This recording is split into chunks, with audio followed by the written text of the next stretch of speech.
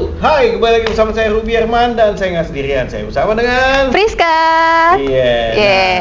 Nah, Priska, narasumber kita kali ini berhubungan sama kebersihan. Betul, dan sangat dibutuhkan oleh semua orang. Semua orang, iya betul sekali, pria dan wanita ya. Iya. Yeah. Sudah hadir ada Michael. Halo Michael. Halo, thank you Bang. Thank you Priska. Shoes and Clean. Shoes and clean. Tadi ya. Clean sih udah kebersihan nih. Ya, kebersihan. Shoes-nya sepatu. Jadi Shoes, berhubungan tentang kebersihan sepatu. Nah, ini merupakan bisnis yang mantap nih.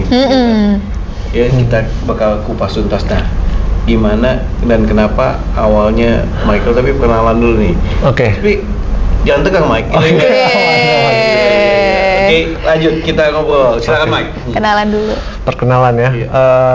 Nama saya Michael Salim, tapi keluarga saya bukan dari Salim Group. Oh, tadi Salim, pertama kali saya Salim. Oh, oke. Bukan dari itu. Bukan. Salimnya Oke. beda gitu. Oh, Salimnya beda. Salimnya yang cuci sepatu. Oke. Kesibukannya ya usaha cuci sepatu, dan saya perantau Oh, dari Riau ke Jakarta. Riau, ya. Oke, jadi usaha di bidang ini baru mau jalan 3 tahun. Oke. 3 tahun. Oke. Tapi udah ada cabang ya Mike gitu. Ya ada 2 lah. Kerjasama sama beberapa tempat seperti barber sama kos-kosan. Di daerah mana mungkin? Biar pada tahu. Oke, untuk pusatnya itu kita di Meruya Selatan, nggak jauh dari kampus Mercu Buana. Oh, oke, tahu. Terus untuk cabang yang satu, sebenarnya bukan cabang sih, lebih ke drop off point. Ada di kos-kosan di Meruya. Nama kosannya boleh di-spill nggak sih? Boleh dong, nggak apa-apa. Kasih aja, spill aja. Kof ya, sebutannya Kof. Oh, Kof, oke. Kof. Terus yang kedua tuh baru running 2 bulan di barber di Jalan Fajar Aladin. Kota? Fajar Aladin. Jakarta Barat. Oh, Jakarta Barat. Jakarta Barat juga. Oh, oke. Jadi sistemnya 2 cabang ini drop off point aja. Cuci sepatunya tetap di Meruya supaya tersentralisasi, bisa SOP, kita bisa cek semua. Jadi nggak ada yang lain-lain gitu. Drop off point itu maksudnya misalnya nih, saya sebagai orang yang customernya, saya menitipkan sepatunya. Terus tapi dari sepatu itu akan diantar ke pusatnya. Ya, di pusatnya baru dibersihkan, baru dikembalikan lagi. Oh, oke. Sebenarnya aku ambil konsepnya ini dari karena saya tinggal dekat Meruya, kebetulan di situ ada Lion Parcel. Lion Parcel, saya lihat situ kan ada kantornya gede banget kan. Terus dia banyak drop off point. Iya. Kenapa sih nggak bikin gitu aja ya, daripada saya pusing kalau buka cabang harus ada kapital kan. Betul. Kapital tempatnya, yang jaganya. Yes, jadi saya coba deh gitu. Udah. Oke, ada pertanyaan. Kenapa bukanya nggak milih yang deket depan-depan sekolah, cari partner gitu? Ini track back sedikit. Jadi awal mulanya itu saya merantau ke Jakarta tuh karena keluarga ajak bisnis F&B. Oh, keluarga awalnya ajak F&B. Tepatnya di bidang? Terus kita sewa ruko di depan kampus Mercu Buana. Singkat cerita, cuma jalan berapa bulan akhirnya saya out dari situ. Ya udah, saya akhirnya bisnis sendiri. Saya pikir apa yang bisa dijalanin ya, mau lamar kerja tapi nggak langsung diterima lagi. Soalnya saya udah resign kan di tempat kerja yang lama. Saya pikir sambil jalan di sepanjang Meruya tuh, apa ya, kayak orang bodoh aja sih jalan. Soalnya tabungan saya itu kurang dari 2 juta udah. Mau pulang kampung ke Riau, saya nggak mau, kayak pulang kok nggak ada bawa apa-apa nih, kayak ada pride-nya sendiri sih. Jadi saya jalan kaki sambil berdoa gitu ya, Tuhan, aku waktu mutusin resign, aku nggak langsung impulsif, nggak langsung mutusin, tapi saya berdoa minta tanda sama Tuhan kan. 3 hari baru dapat jawaban lah gitu. Akhirnya saya cabut dengan berarti kan settle tuh ya, kerja di perusahaan tuh ya. Ya udah usaha, kok jadi kayak gini ya, kayak orang. Saya itu sebulan karena sisa tabungan 2 juta kurang lebih, saya lupa. Saya sehari makan tempe 1 balok, kangkung 1 ikat 5.000, beras 1 kilo 13.000. Jadi selama 1 bulan itu terus saya makan. Saya nggak ada tempat ngadu. Masak sendiri atau? Masak sendiri. Kebetulan waktu itu di Riau saya pernah kerja di restoran. pernah ya main ke dapur lah, belajar masak. Tapi keren, cowok bisa masak. Luar biasa. Mau nggak mau sih. Ini kalau gini Mike, cerita gini gue jadi ingat bokap gue. Bapak saya, karena bokap gue juga merantau gitu. Jadi ya percis nih kehidupannya gitu. Tapi ya tadi dengan merantau ini, jadi kan harus serba bisa, Betul. harus bisa adaptasi, harus bisa mengelola keuangan dengan baik. Iya, saya belajar. Tapi ini jadi mental jadi tangguh. Nah makanya nih, gue juga waktu itu lihat dari TikToknya gitu kan ya. Nah ini yang bisa menginspirasi juga anak muda supaya apa? Tadi mentalnya harus tangguh. Ya dan bisa ya tadi mengelola nih dengan budget ya seadanya gitu. Gimana bisa bertahan hidup dan survive. Hidup dan juga gimana nih berjuang. Berjuang, iya betul kok. Lanjut, cerita lagi Mike. Coba. Kebetulan saya juga anak rantau soalnya. Takutnya kepanjangan saya ceritanya. Nggak apa-apa. Kalian gue boleh. Oke. Dalam sebulan tuh saya terus berdoa sambil bergumul sih sebenarnya sama Tuhan, jadi agak spiritual maksudnya gue. Harus perantau, terus saya Kristennya juga baru tahun 2018 dibaptis, jadi saya akhirnya tahu. Sebelumnya Buddha. Karena Riau majority kan Buddha, Konghucu gitu-gitu. Saya convert ke Kristen, terus saya akhirnya di situ akhirnya mengerti, oh ini namanya pikul salib. Ranting-ranting saya yang lama dipapas sama Tuhan, ego saya, emosi saya. Akhirnya saya belajar untuk rendah diri, rendah hati di hadapan Tuhan gitu. Akhirnya dalam sebulan tuh nggak mulus, saya tetap saya mutar otak. Soalnya saya nggak punya toko. Gimana saya akhirnya cuci sepatu nih kelewat nih. Kan saya harus survive tadi ya, masak saya sambil mikir tuh. Iya. Apa nih, Spanyol Meruya banyak laundry baju tapi nggak ada cuci sepatu. Saya waktu merantau tuh di Bogor dulu. Di Bogor, oke. Di Bogor banyak cucian sepatu. Terus saya balik, waktu itu saya masih ingat. Kebetulan saya tiap pagi baca Alkitab. Waktu itu saya di kejadian si Musa disuruh Tuhan, diutus Tuhan ke Mesir kan. Terus yang dipunya sama Musa itu tongkat doang. Jadi saya lihat, saya punya apa ini? Saya waktu itu lihat di atas, nggak bisa tidur, overthinking kan. Masih orang nggak punya duit, overthinking kan. Jadi saya lihat di tangga itu ada sikat sepatu sama pembersih sepatu. Karena waktu di Bogor saya ngekos, saya suka bersihin sepatu saya sendiri. Rajin ya? Ya mau nggak mau sih. Abis itu saya, masa saya cuci sepatu sih? Agak gengsi juga gitu kan sebenarnya. Agak gengsi pula. Terus di Meruya itu kan majority orang Muslim lah ya. Terus saya Chinese gitu kan agak gengsi. Bodoh lah gengsi, udah perut nggak ada gengsi-gengsi lagi. Iya, nah itu penting tuh. Perut nggak ada gengsi lagi. Terus saya akhirnya udah cuci sepatu, tapi gimana supaya orang tahu saya ya? Mau nggak mau marketing kan, nggak pernah lagi marketing kayak sales itu. Soalnya saya waktu di pekerjaan terakhir saya di operasional, agak kagok. Belakang layar mau nggak mau, oke lah, hajar lah situ, sikat lah. Saya print flyernya masih saya simpan tuh, saya laminating supaya besok one day saya harus ceritain flyer ini gitu. Ada tuh Mike? Ada flyernya ada. Sampai sekarang saya simpan. Jadi saya canvassing tuh. Oh gini jadi sales tuh ya. Canvassing dalam sebulan itu nggak langsung ada closingan kok. Waktu itu cucian sepatu saya masih 25.000 apa 20.000 tuh. Tahun berapa ini? 2022. 2022. Bulan 11. Berarti setelah pandemi. Dan akhirnya dalam sebulan nggak ada hasil. Di bulan 11 tanggal 30 saya ingat banget di Indomaret di Meruya saya kan bagi-bagiin tuh sehari itu saya bisa 5 kali berdiri dari jam 8 pagi, jam 11, jam 1 sama jam 4 kali konsisten terus, pokoknya saya nggak akan pulang sebelum ada closing. Itu terus saya tanam di kepala saya kan. Di Indomaret tadi di Meruya setelah sebulan tuh ada yang mau cuci sepatu, itu saya happy banget tuh. Jadi saya ambilin sepatu, mereka kan pada nongkrong tuh anak kampus kan. Jadi saya ambil sepatunya, si anak ini pakai sendal saya. Jadi saya gitu. Saya nyeker tuker switching, saya nyeker ke rumah lah, ruko tadi. Jadi di ruko tuh juga saya di balkon kecil aja sih, kayak 2x3. Saya duduk di lantai nyuci sini, saya happy banget.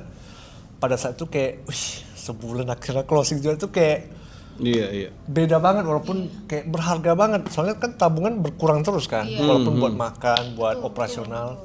Akhirnya saya tanamkan di mindset saya tuh, wah kalau ada sekali, ada kedua sampai ke 10 nih, bakal ada terus. Ternyata kan nggak seindah itu juga kan. Singkat cerita udah saya kasih, saya masih ingat saya udah bulan 12 tuh lewat, saya berdiri di atas pohon di Meruya tuh, kampus Mercu, sampai pegang flyer, sambil berenung gitu ya kan, sambil nunggu orang. Ada hati berbisik gitu. Apa tuh bisikannya? Kalau kamu nggak setia sama perkara kecil, gimana aku mau kasih kamu perkara yang besar? Oke deh, taat aja deh. Terus sambil itu, saya sambil berjalan, suatu ketika dapat orderan di apartemen Belmont. Oh iya. Apartemen Belmont. Iya. Kok bisa dapat orderan di sini? Saya bingung kan. Perasaan saya pagi di Scoop Meruya. Iya. Berdoalah jalan, jemput pick up. Itulah customer yang pertama di luar Meruya. Saya nanya aja iseng, Kak, maaf kalau boleh tahu. Dapat dari mana infonya? Dapat dari mana? Iya. Dari flyer. Oh, saya nggak nanya lagi, yang penting oh ya udah. Nyebarnya sampai sono tuh ya. Iya, nyebarnya Kesebarnya sampai sono gitu. Padahal lu dari daerah situ kan. Iya, nggak kepikir Bisa sampai sono ya. Nggak kepikir sama sekali. Karena target marketnya di kampus Mercu, kedapat tuh cucian. Sebelum ke sana, saya ada lupa lagi ke skip cerita. Jadi saya berdoa sama Tuhan nih. Hari Minggu malam, saya bilang Tuhan, kalau Tuhan mau jadiin aku pengusaha, tolong jangan permaluin aku. Aku minta tanda deh sama Tuhan, supaya aku fokus apa saya jadi karyawan profesional atau usaha nih. Karena saya waktu itu sambil bagi flyer, sambil apply kerja. Iya. Untuk bertahan hidup lah ya. Bertahan hidup. Iya. Karena saya lihat Jakarta ini kayak hutan rimba gitu, kayak hutan. Iya. Kayak saya harus survive gitu. Minta tanda sama Tuhan, saya mintanya yang mustahil gitu. Apa tuh? Saya bilang, Tuhan dalam seminggu ini aku mau ada cucian 10 pasang. Kalau kurang berarti saya fokusnya bagi flyer aja. Bagi apply kerjaan aja. Apply kerja ya. Kalau lebih ya udah aku stop, aku fokus di cuci sepatu. Singkat cerita, hari Minggu malam saya berdoa, di hari Senin saya dapat cucian sepatu 6 pasang. Itu saya kaget banget tuh di Tanjung Duren. Tanjung Duren kos-kosan. Saya pick up 6, hari Selasa dapat 2 lagi, itu udah 8. Singkat cerita sampai hari Sabtu itu 11 pasang total. Oh lebih satu ya. Dan di hari yang bersamaan sore itu ada yang tawarin saya kerja juga di Palembang apa Lampung deh, kapal gitu, saya lupa. Di situ, tapi sempat tergiur juga karena salary semua settle lah, intinya aman lah situ. Tapi hati saya ada yang bilang lagi, nah jangan bandel, kau udah minta tanda sama aku kasih tanda nih. Udah dikasih jawabannya ya, Iya, tanda itu kan. Lebih lagi. Ya udah nih aku follow deh, taat aja. Dan itu sangat menyakitkan sih, kayak jadi pebisnis yang perintis bukan pewaris tuh, lu biasa nyaman tiba-tiba ya kalau dapat gitu kan, dapat orderan. Struggle-nya di tahun pertama sih. Jadi itulah singkat jalan bisa kenapa cuci sepatu. Jadi aku lebih follow apa yang Tuhan kasih aja deh sampai hari ini.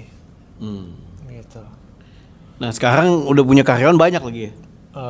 Saat ini baru 2. Satu di pusat, satu di cabang sih, gitu kok. Nah, gue liatin juga lu banyak campaign-nya atau banyak promotionnya lewat media TikTok ya, salah satu ya? Iya, salah satu TikTok. Nah, gimana tuh bisa ceritanya? Mulainya ya. Jadi waktu itu kenapa mulai TikTok? Karena saya nggak punya toko fisik, saya nggak punya kapital, dan orang cuci sepatu 6 bulan sekali paling. Satu orang atau setahun sekali, nggak yang fast moving kan.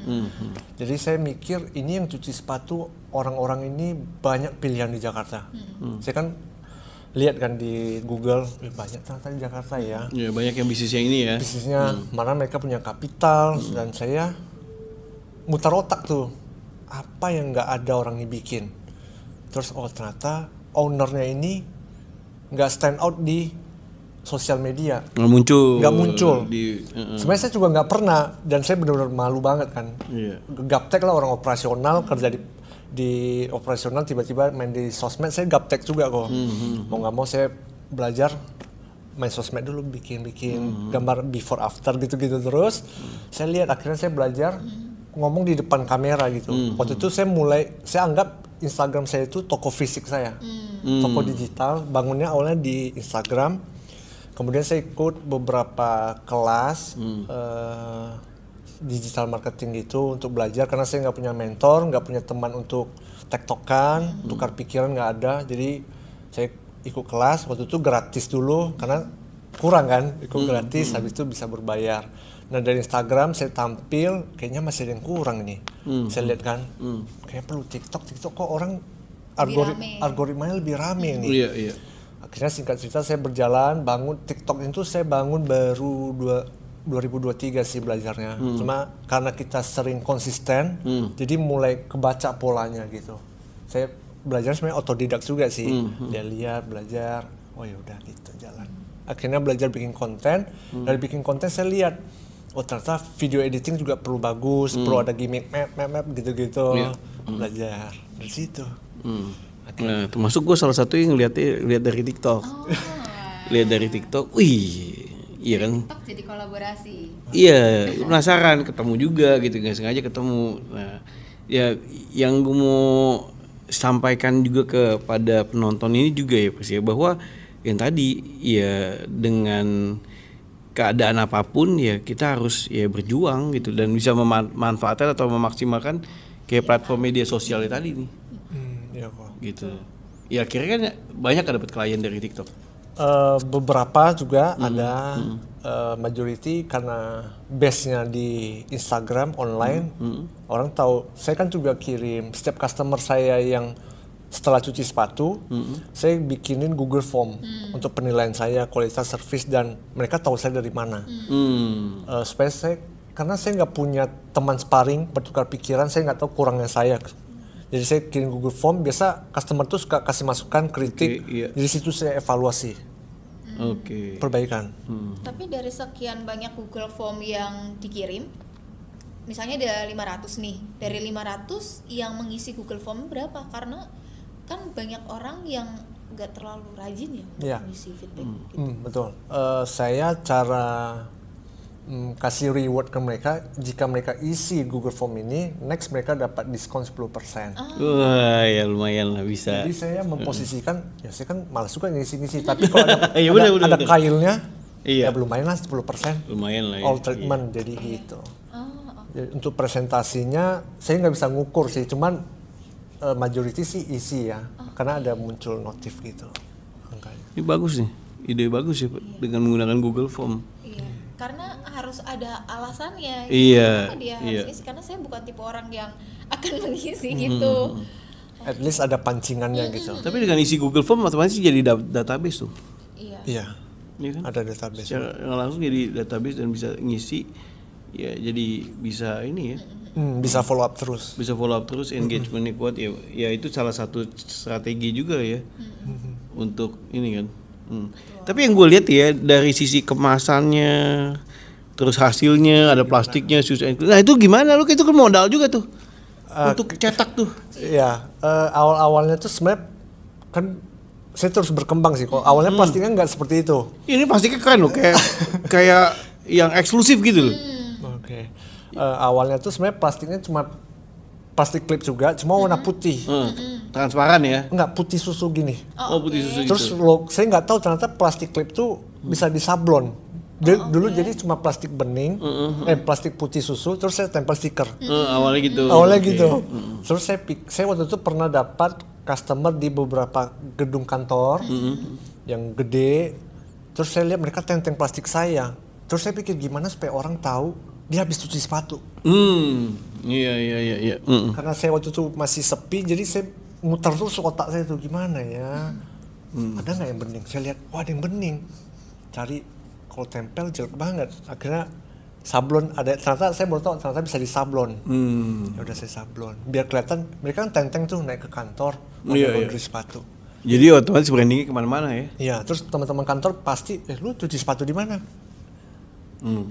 Gitu sih. Jadi Just and clean. Iya, di sini gitu. Malahan sebenarnya yang gara-gara itu, impact itu, saya merasakan sebenarnya yang barber yang saya buka drop off point ini, gara-gara si ownernya ini tahu dari teman kantor dia. Dia cuci sepatu, si ownernya ini yang barber ini lu cuci sepatu di mana? Akhirnya dia notice kan, ajak kolaborasi. Iya. Gitu. Mantap. Terus ini ada brand apa nih? Ini. Oh ini Lu bikin juga. Ini foam cleaner kok, untuk cuci sepatu. Jadi cairan ini saya pakai sendiri dulu, baru akhirnya saya bikin cleaner lah gitu, packing cleaner untuk dijual. Awalnya tuh kenapa kepikir ini, saya pengen anak-anak kosan itu sepatunya tetap bersih sebenarnya. Tapi kan dengan 60.000 mereka sebenarnya behavior anak-anak kampus itu pasti pengennya hemat, duitnya terbatas, terus mereka lebih milih untuk beli ya rokok foam ngopi, nggak mau mereka buang duit ke sepatu. Karena saya pernah kuliah juga gitu kan, pasti mikirnya ngapain sih, biar aja kotor ngancur gitu kan. Akhirnya coba deh cuci sepatu gitu. Foam cleaner ini saya bikin, ini juga nggak perlu lagi airan. Jadi tinggal mereka semprotin, tinggal digosok atau dilap aja. Gitu. Digosoknya perlu berapa lama? Tergantung tingkat dari kekotoran dari sepatunya. Gitu. Kalau reguler ya paling sebentar aja sih ya. Gitu. Segini berapa pasang harganya? Oh, kalau segini 100 mili. 100 mili aku jual di Tokped 45.000. Bisa untuk kalau reguler ya 20 pasang. 45.000 20 pasang. Ya, kurang lebih. Berarti 40 sepatu hitungannya dong. Kan 20 pasang. Iya, kanan kiri kan jadi 40 kan? Iya. Banyak ya. Gitu. Nah, kedepannya lu mau ada terobosan apa lagi yang akan lu lakukan nih? Suicide Clean. Ada planning apa? Planningnya ya, saya itu pengen tahu kalau sepatu itu perlu dirawat. Karena kan mereka beli sepatu nggak murah kan.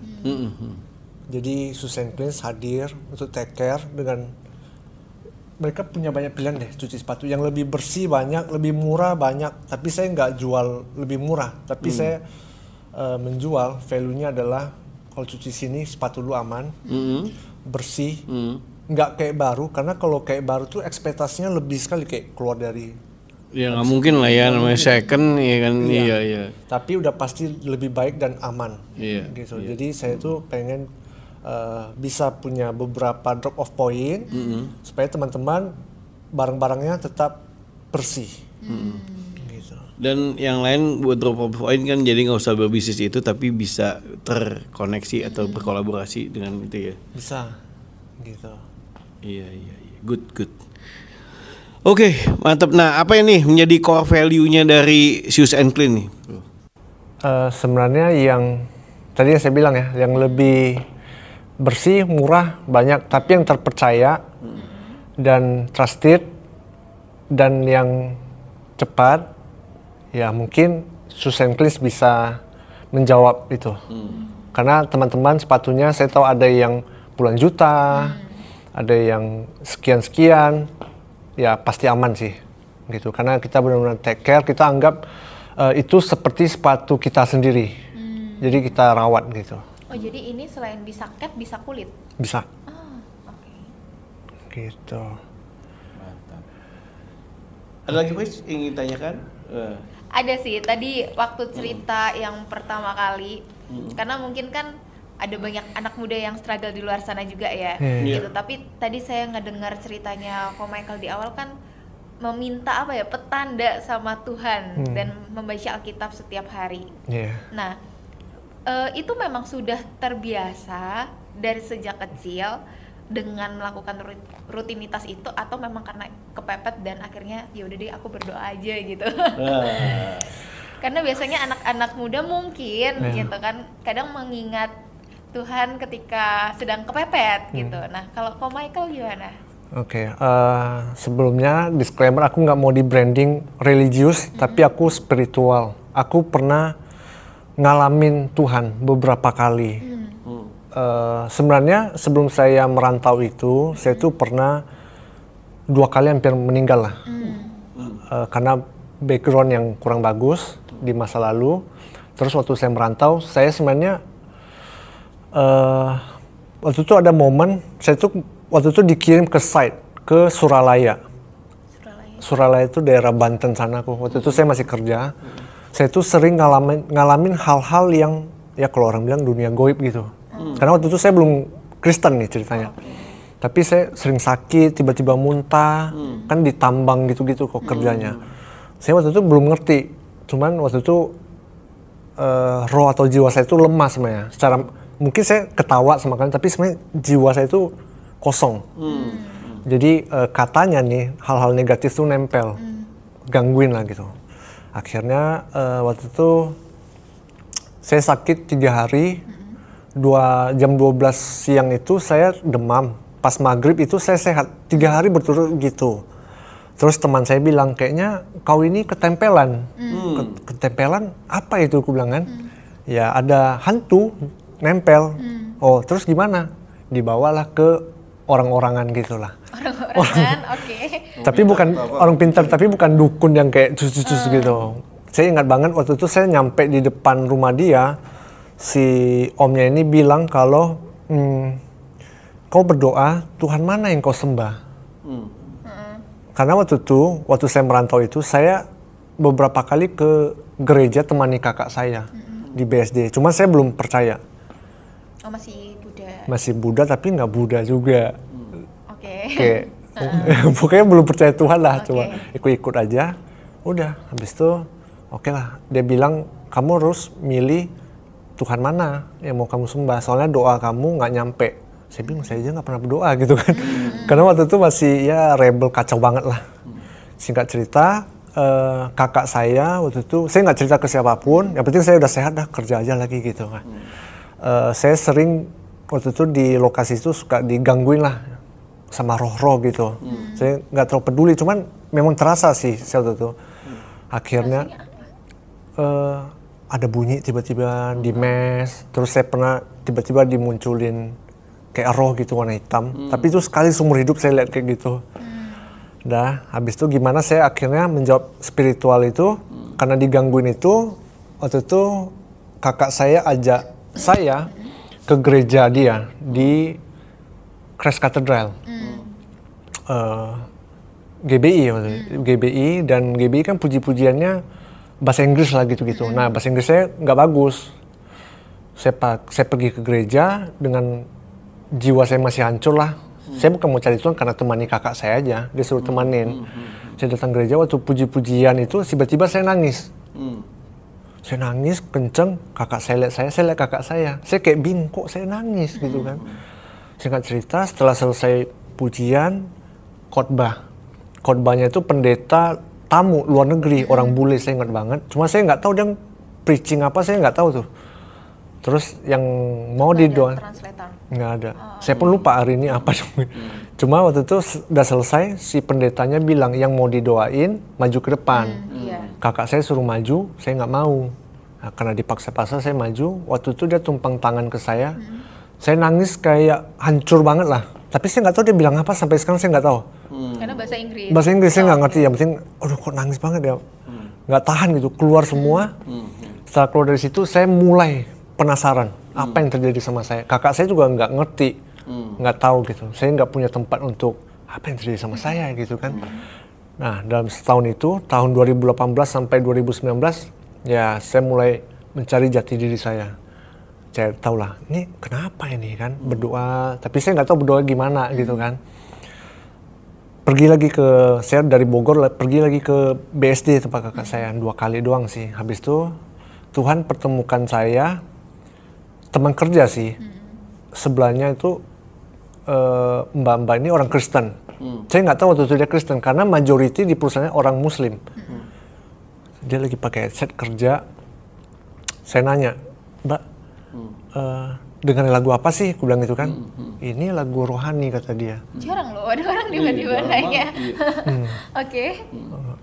Oh, aku cuma sambil kerja kan. Mau dengar nggak, Mek? Boleh. Waktu itu saya ingat lagunya Andi Ambarita Sungguh Indah. Itu kan lagi hype banget tuh. Lagu Andi Ambarita. Karena lagu Indonesia jadi saya tahu. Kalau lagu Inggris saya gak terlalu nge kan. Wih, ada orang Kristen nih. Saya dalam hati saya gitu kan. Akhirnya besoknya saya tanya sama dia, Mbak di Sentul, karena kantornya di Sentul, di mana gereja? Soalnya saya kalau ke BSD jauh banget.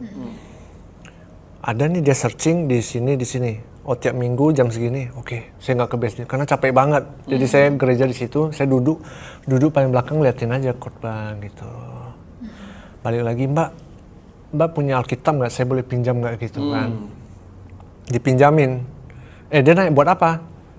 Nggak apa-apa, saya pengen baca aja. Bilang gitu. Akhirnya dia bawain aku Alkitab baru. Sampai hari ini saya pegang Alkitabnya. Dari situ si mbaknya suka kirimin aku ayat, tapi dalam bentuk bahasa Inggris kok. Bahasa Inggris ya. Saya nggak ngerti. Itu ayat pertama yang dia kasih ke saya. Mike, Alkitabnya saya udah bawa nih, mau pulang nih sore. Waktu itu mes mati lampu. Saya ingat banget sampai hari ini. Mati lampu, saya udah bersih-bersih lah. Saya buka WA, ini ada ayat, coba kamu cari. Saya kan orang awam ya, bahasa Inggris nggak ngerti lah gitu kan. Terus Cari artinya. Ayat ini di mana? Jadi sebelum berdoa, saya duduk, Tuhan izin ya buka Alkitab. Nah gitu aja saya doanya. Terus saya lihat Alkitabnya. John 3:16. Orang awam nggak ngerti, sama sekali nggak ngerti gitu. Terus iya, waktu itu ada suara buka Yohanes 3:16. Karena begitu besar kasih Allah akan dunia ini, sehingga ia mengaruniakan anaknya yang tunggal, yang percayalah gitu. Pokoknya kalau ada salah koreksi. Itu di situ, saya bilang, Mbak ini ya saya fotoin. Kok cepat kamu carinya? Gak tahu, saya ceritain. Saya tiba-tiba kayak ada dengar suara. Disitulah akhirnya saya jatuh cinta sama Tuhan. Saya akhirnya sering puji-pujian di mes itu, yang gangguan-gangguan itu udah nggak ada. Akhirnya saya lebih percaya diri gitu. Tahu nggak adanya karena udah nggak ngerasa ada yang tiba-tiba bunyi gitu. Tiap pulang kerja rutinitas saya itu jadi rutinitas sampai hari ini. Saya puji-pujian, saya jadi suka nyanyi jadinya. Jadi suka nyanyi, jadi ngerti, bisa bahasa Inggris, yang hal-hal gitu saya udah nggak terlalu peduliin sih. Gitu sampai hari ini melekat aja. Ternyata nggak sampai di situ. Pas merantau tadi balik 2022 dikikis lagi, ternyata bisa kenal Korubi, bisa di sini. Itu rencana Tuhan sih gitu. Taat aja sih. Memang sakit taat itu. Tapi lebih sakit lagi kalau kita nggak taat. Menurut saya gitu. Taat itu memang sakit, tapi lebih taat lagi kalau kita nggak taat. Nggak ikut apa yang mau Tuhan dalam hidup saya gitu. Gitu. Tuhan keren sih. Gitu. Itu sih. Mantap. Wah, oke. Thank you ya Mike udah berbagi inspirasi. Thank you kok buat kesempatannya. Sama-sama Rizka. Thank you. Mantap Rizka. Nah, buat teman-teman nanti bisa kalau mau coba atau mau pakai servisnya Shoes and Clean nanti bisa saya kasih description. Boleh. Ya, bisa follow IG-nya, TikTok-nya di description. Thank you so much Michael. Thank you kok. Sukses. Rizka, thank you. Teman-teman demikian video kali ini, semoga bermanfaat. Jangan lupa untuk share video-video ini buat teman-teman. Tentunya semoga video ini bisa menginspirasi banyak orang untuk berjuang semangat dan meraih kesuksesan. Sampai jumpa next episode. Saya Rubiana dan juga ada Priska dan juga Michael. Thank you. Bye bye.